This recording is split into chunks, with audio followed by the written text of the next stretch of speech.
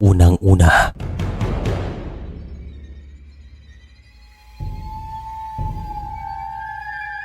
ang ilan sa mga Pilipino ay mahilig sa mga kwentong kababalagan. At mayroon akong ikukwento.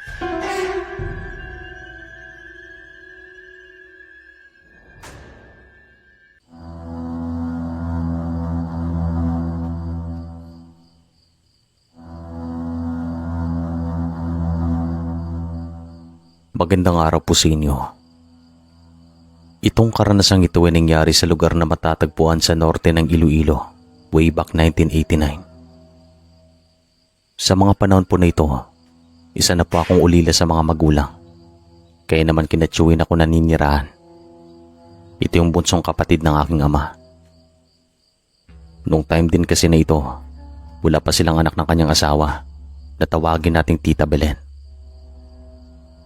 Mababait din pong mga ito at meron silang kaunting negosyo sa aming bayan. Meron po silang tindahan na halos lahat din ng kakailanganin ay nandoon. Maliban dito, meron ding palaisdaan si Tio na matatagpuan malapit sa dalampasigan. Yung tubig alat ay pumapasok sa kanyang palaisdaan, kaya naman maganda at malalaki ang kanyang mga isda.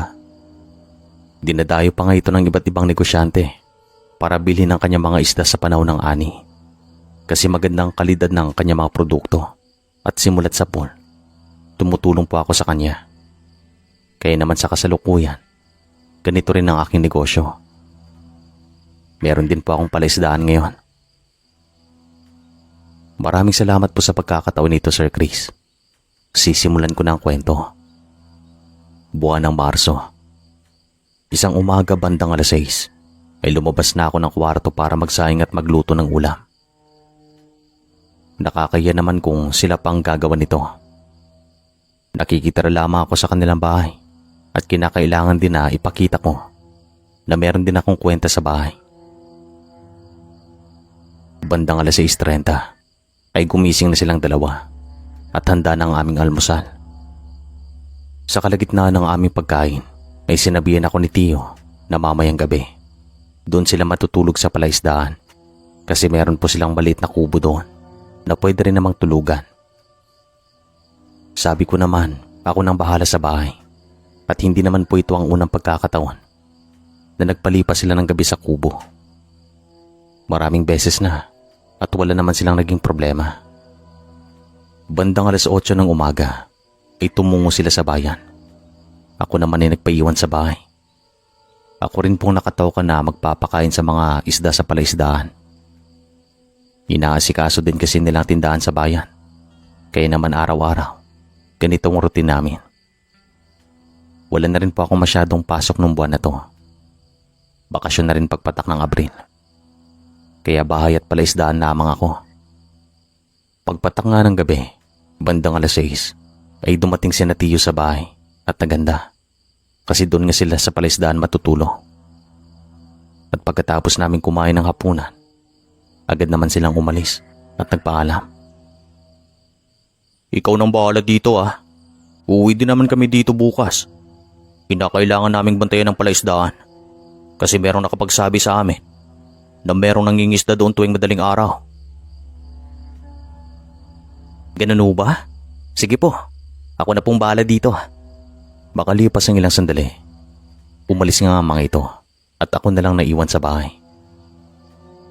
Bandang 8:00 ay pumasok na ako sa aking kwarto para matulog at di kalaunan ay nakatulog po ako nang hindi ko namalayan.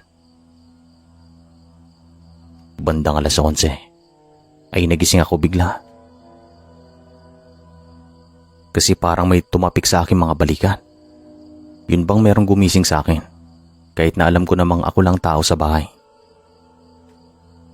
Agad naman po akong bumangon at tumingin sa aking paligid. Nagtataka ako kung sino yung tumapi. Ang lamig ng kanyang mga kamay. Kinilabutan ako kaya sabi ko, lalabas muna ako ng kwarto at sisindihan kong lahat ng gasera na meron kami. Nung lumiwanag ang buong bahay, ay napagtanto ko na kakaiba yung alulong ng mga aso ng aming mga kabaryo. Yung alulong na madidinig natin sa mga pelikulang nakakatakot. Ganun na ganun. Nang dahil naman dito, ay nakaramdam ako ng kaunting takot. Nakakabahala at hindi po ako mapakali. Sinasabi din ng aking utak na pupunta ako sa palaisdaan para tignan si Tiyo. Kasi may kutob akong hindi maganda at iniisip ko rin na baka merong nangyayaring hindi maganda sa kanilang dalawa. Punta kaya ako sa palaisdaan, sabi ko sa mga sandaling ito. Pero wala pa akong lakas ng loob na lumabas ng bahay nang dahil sa nakakaramdam ako ng takot. Hindi na rin po ako mapakali kasi nararamdaman ko na merong umaaligid sa baryo. Hanggang sa napagpasyan ko nang tumungo sa palaisdaan kasi parang may tumutulak talaga sa akin. Napakalamig din ng paligid. Tapos nararamdaman ko na hindi ako nag-iisa at hindi ko alam kung bakit meron na akong lakas ng loob na tumungo doon. Ang ginawa ko naman, kinuha ko yung lampara na ginagamit ni Tiyo sa palaisdaan. Dalawa kasi ito at sinindihan ko. Lumabas ako ng bahay na merong dalang itak at naglakad ako patungo doon. Sa kalagitnaan ng aking paglalakad ay nadidinig ko ang alulong ng mga aso. Sa buong buhay ko, ito po ang unang pagkakataon na natakot ako ng ganito. Nakakapanibago at hindi po ako mapakali. Makalipas sa mahigit 10 minuto ay narating ko ang pilapil ng palaisdaan. Natatanaw ko mula sa aking kinakatayuan ang kubo na kung saan naroroon si Tiyo. Maliwanag pong loob at merong naglalakad sa labas ng bahay habang nakatingin sa bubungan. Kaya naman sumigaw ako. Tiyo! Tiyo! Anong problema? Pasigaw na sabi ko at patakbo akong tumungo sa kubo. Matapos ang ilang segundong paglalakad ay narating ko ang kubo. Nakita kong parang may hinahanap si Tiyo kaya naman agad ko siyang tinanong kung anong problema. Nakita ko sa kanya mukha na para bang nababahala ito. At nakita ko naman na si Tita Belen ay dumungo sa bintana at para bang takot na takot po ito. Tiyo, anong nangyayari? Anong problema dito? Tanong ko at sumenyas ito na tumahimik daw ako kasi mayroon siyang hinahanap. Tumahimik naman ako at tumungo sa loob ng kubo at pagkapasok ko ay nakita ko si Tita Belen na para bang namimilipit. Parang sobrang sakit ng kanyang tiyan. Pawis na pawis po ito, nahihirapan. Makikita sa kanyang mukha ang pagkabahala at hirap. Nilapitan ko po ito at kinamusta. Tita, ayos na po ba kayo? Anong problema? Mahinang tanong ko sa kanya at umiling po ito. Bay aswang, kanina pa kami binubulabog dito. Nakakarinig kami ng wakwak. Aswang daw talaga ito. Kasi ito rin ang aming narinig nung bata ka pa, nung namatay ang nanay mo. Hindi naman nagtagal ay pumasok na si Tiyo at alerto po talaga ito. Makalipas ang ilang minuto ay huminto naman sa pag-alulong ang mga aso at naging kalmado ang paligid, pati na si Tita Belen. Hindi lang nila maintindihan kung bakit sila inaaswang at kung bakit si Tita lang. Dalawa naman sila doon. Kinabukasan ay nabigyan ng kasagutan ng lahat, pero bago yan, meron pang mga nangyari sa kubo. Bandang 2:00 ng madaling araw, gising pa kaming 3. Nakikiramdam kami hanggang sa nagsabi si Tita Belen na mas mabuti siguro na uuwi na lamang kami sa bahay at doon na lamang matulog. Pero sabi ni Tiyo wag na kasi baka ano pang mangyari sa amin sa daan. Baka daw bagatin kami o harangan ng nambubulabog sa amin. Kaya naman nanatili kami sa kubo.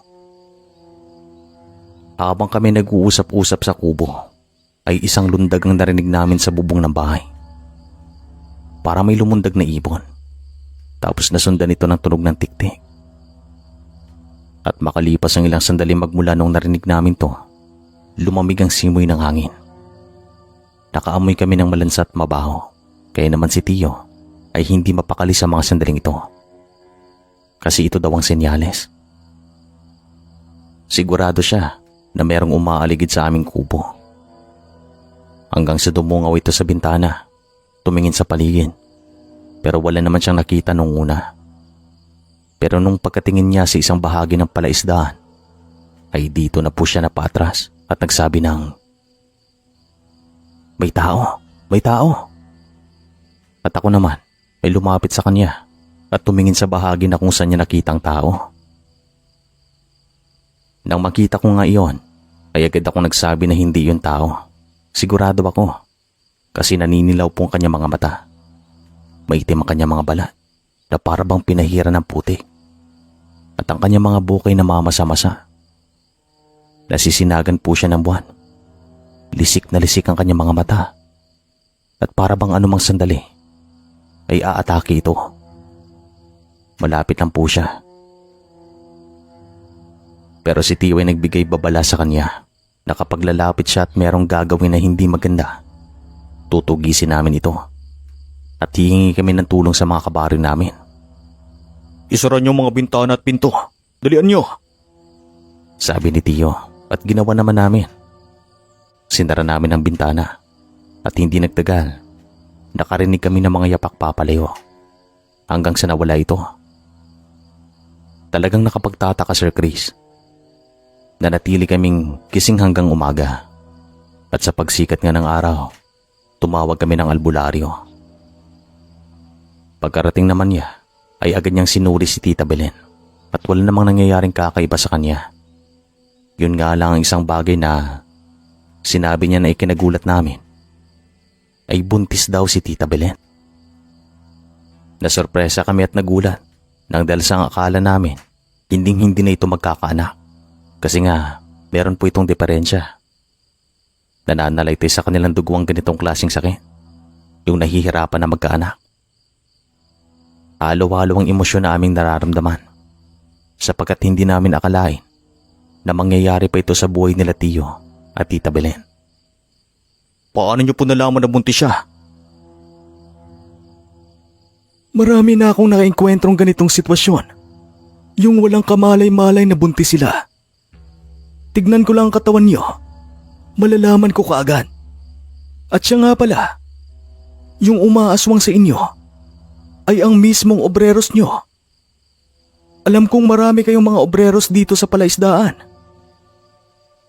Inalala naman ni Tio kung sino-sino ang kanyang mga obrero sa palaisdaan at binilang niya. Nasa 8 sila at iniisa-isa niya ang mga ito. Pero wala talaga itong pinaghihinalaan kahit isa. Nang dahil sa mabuti namang makitungo mga ito at mababait naman daw. May mga pagkakataon pa nga na nagsasama sila sa inuman at masaya naman silang lahat. Yung nakakamanga, Sir Chris, hindi po taga doon sa bayan namin ng albularyo. Napakalayo ng kanilang bayan mula sa amin. Siguro mahigit kalahating oras ang biyahe. Tuloy-tuloy po yan at mabilis na pagpapatakbo ng motorsiklo, kaya malayo. Kanyang binanggit ang isang palatandaan para makilala agad ni Tio kung sino ang umaaswang kay Tita Belen. At agad naman po itong nakilala. Hindi nga ako makapaniwala kasi ang taong ito ay napakabait pagdating sa amin. Wala po siyang gulo at tahimik na tao. Nakatira ito sa isang baryo na sakop din naman ng aming bayan.